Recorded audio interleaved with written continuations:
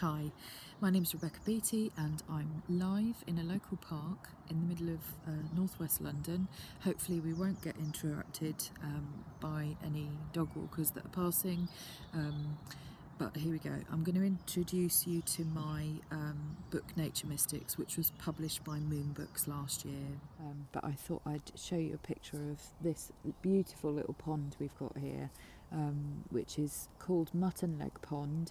I think it's because of the shape it is, although you can't really tell from where we are. We're at the widest part, and Mr. Canada Goose here is just coming to check out what we're up to. So wave, not waving. Okay, bye. When I was 15, I fell in love with Kester Woodseaves, who was a weaver. He was everything a young girl just emerging into womanhood could want. He was kind, saw beyond physical imperfections, and recognised the soul beneath. He was infinitely wise. To Kester, caterpillars were butterflies as is to be. He abhorred cruelty in every shape, particularly towards animals, and he recognised the divine influence in nature. There was only one drawback. Kester was in love with Prue Sarn, and they were both perfectly suited to each other, and they were both fictional characters. Mary Webb's novel Precious Bane tells the story of Prue Sarn, doomed to a facial disfigurement when her mother is cursed by a hare. Prue is taught to read by the local cunning man, since she was believed too ugly to marry.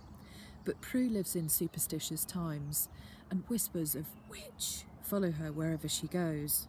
Local logic dictates that the outside appearance must be a reflection of what lies beneath. With her gentle ways and her piercing observations of both nature and human nature, Prue is a character who intrigued me. As a young woman on the path to modern paganism, she became somebody I could relate to, somebody I could look to for inspiration. She saw the world in the same way that I did. While I might never meet them in the flesh, Prue and Kester's story was one that I would return to again and again over the years, as it's haunting and very beautiful. Not satisfied with Precious Bane alone, I discovered that Mary Webb had written other novels, poems and essays, all following the common theme of the healing and inspiration found in nature, all served up with a large portion of folklore. Time has inevitably flowed on, and some 25 years later, I'm in the fortunate position of carrying out postgraduate research on Mary Webb. One of the most common things said of Webb is that she was a nature mystic, which helps me to make sense of why I was drawn to her all those years ago. A nature mystic, simply put, is someone who has mystical experiences in nature or connects to the divine through nature and uses that connection as fuel for inspiration. The sense of what that divine looks like might change from nature mystic to nature mystic, but their sense of the sacred value of the natural world is less likely to. This undoubtedly has much in common with the myriad pagan paths, though nature mystics can come from any religious background and are not bound by any one particular belief system. The difficulty I had in the early days of my research was in knowing how to place Webb amongst her peers. She doesn't meet the usual standards required for traditional classification in literature. While her contemporaries were immersed in urban modernism, Webb was steadfastly rural. While traditionally rural writers looked back to the past for their belief systems, Webb wrote about distinctly modern themes like sex before marriage and the role of women in society, and all with an undeniably unmistakable undercurrent of the occult which cannot be ignored. Webb is a distinctly lunar-shaped peg in a world of square holes. In my search to place Mary Webb, I became curious, and my research also led me to look at other writers. Who else wrote like Webb? Which other writers were also nature mystics, or at least, if not strictly nature mystics, then deeply inspired by nature? Who else wrote about nature in the very moving way that Webb did? Rather unsurprisingly, there are many authors with a deep tie to the natural world. Webb wrote in the early 20th century, and she bucked the trend of her modernist contemporaries, like Virginia Woolf or F. Scott Fitzgerald, by sticking to her rural roots in Shropshire, although she lived in London for a time. Her predecessors and influences could be seen to be the Romantic writers, such as Wordsworth, Coleridge and Keats, or Thomas Hardy. So that was where my trail started. But along the way, I discovered a few surprises, and a few writers like Webb, who'd largely been forgotten over the years. I realised that the writers I was exploring were significant for several reasons. Not only did all of the writers except Keats bridge the gap between the Victorian period and modernism, which are two very different zeitgeists, they also showed signs of being proto-pagan. The writers were too early to be considered modern pagans, since they were writing before the rise of modern paganism that was heralded by the repeal of the Witchcraft Act in 1951 or the publication of Gerald Gardner's Witchcraft a Day in 1954. However, all of them found periods of great popularity in the 1930s and 40s, and they all contributed to the pre-pagan cultural environment that allowed people like Gardner to explore paganism as a worldview. While it might be too big a leap to suggest that Webb or her peers were early members of that movement, each of them were influential in the key decades in which an English popular sensibility for pagan spirituality was brewing. For instance, Webb's work only found its way to the bestseller lists after her death in 1927, and her novels were hugely popular throughout the 1930s, 40s and 1950s, at a time when the countryside revival was in full swing, and the beginnings of modern paganism were starting to stir in the imagination of its founders. John Keats is our one anomaly in this study, in that he's a precursor to all the other writers, and of a very different time. But all of the later writers, without exception, were influenced in some way by the Romantics. Scholars are now starting to take an interest in Webb, and some of her lesser-known peers, such as Mary Butts and Sylvia Townsend Warner. Like them, modern paganism too is in its academic youth. While we could question the relevance of academia to our own spiritual practices, I believe that these subject areas deserve more attention than they've been given in the past, and we still look to academia to confirm credibility. Scholars are examining the 20th century pagan revival, and they're uncovering and rediscovering the writings and art that created the environment into which a modern pagan movement could come into existence. While this movement has not yet received much academic interest within a literary context, both Ronald Hutton and Susan Greenwood have led the examination of the development of modern paganism. Hutton from a historical point of view, and Greenwood from that of anthropology. Hutton led this effort with his pioneering 1999 work, The Triumph of the Moon, and since then the details have been filling out further.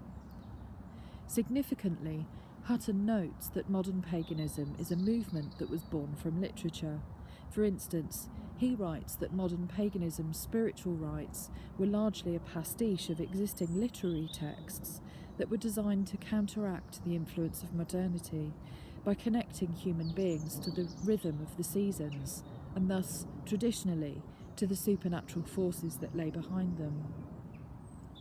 Hutton also identifies certain other key concepts which contributed to the emergence of modern paganism, concepts such as reverence for the countryside and the desire to conserve it, a fascination with folklore, and an interest in historical figures such as cunning folk and the Hellenic past, influenced by the work of anthropologist Jane Harrison. So, in order to be considered properly proto-pagan, our nature mystics should counteract modernity by connecting us to both the turning seasons and the wheel of the year, as well as connecting us to the divine that lies behind it. For me, this linked Webb's writing directly to my own Wiccan path. The connection I'd felt when first reading Webb was there academically as well. All of the elements were evident in Precious Bane. I'd found my answer, and it was much closer to home than I'd anticipated. For the purpose of this book, I've identified 10 writers to explore, although there are countless others. I realise it's a very narrow field of focus, But what interests me is the idea that the literature of the late Victorian age and early 20th century became part of that pastiche of existing literary texts that found their way into pagan rituals. Keats has found his place among the nature mystics, despite being out of time with the rest of them, as he's been such an influence on the writers who came after him. For me, he presents the proto-pagan, if you like. If this were an academic book, I would be criticised for including him, but publishing this outside of academia gives me a little more freedom to play with my definitions. Although I acknowledge that I flit in and out of academia in my work, this is clearly not an academic book. In this project, I wear the hat of a practitioner who's exploring our literary past and origins. And speaking of definitions, I deliberately use the term modern paganism as a very loose one, and as a way of including all the myriad different paths that sit under that umbrella. To identify all of the sources and nuances of each pagan path would take more space than is available in this series. So if you follow a Wiccan path, or a heathen one, or that of a druid, all routes commonly connect to nature, just as nature mystics in this book do. And if you don't identify as one who follows a pagan path, but do connect to the divine in nature, I don't wish to exclude you either. Perhaps this study might pique your curiosity or show similarities between all of us. As this book is in the Pagan Portal series, it's intended to be an introduction and is not a full and comprehensive literary research project. I hope it will stimulate your own curiosity to explore some of these writers further and maybe approach your own reading from a slightly different perspective to the one we've been taught in the education system where you lived. The clues to a hidden heritage are out there, in the books that we studied at school, but also in the books we weren't taught, and from the writers who disappeared from the literary canon. Some of them are beginning to make their way back into the consciousness of academia, and they're worthy of much more focus. I've selected as many women writers as male deliberately because my own interest is in women writers and for balance, and some of them are more pagan than others. They are, in the book, John Keats, Mary Webb, Thomas Hardy, Sylvia Townsend Warner, D.H. Lawrence, Elizabeth von Arnim, William Butler Yeats, Mary Butts, J.R.R. Tolkien, and Edith Nesbit. Some may be more familiar than others, but it's hoped that this journey will enable you to see more of the well-known writers through a fresh lens. English literature classes in school may have left the impression that Thomas Hardy always wrote tragic endings, or that D.H. Lawrence had questionable views about women, but they also wrote some of the most stirring descriptions of nature and connected to nature in ways that will be recognisable to those who seek a deep connection with the natural world. D.H. Lawrence, for instance, always liked to write while sitting beneath a tree. Elizabeth von Arnim connected to nature through her garden. E. Nesbit wrote while sitting in a boat on her moated home, while Mary Webb meditated on the details in nature for hours on end while composing her novels and poems, and all of them without exception led extraordinary lives.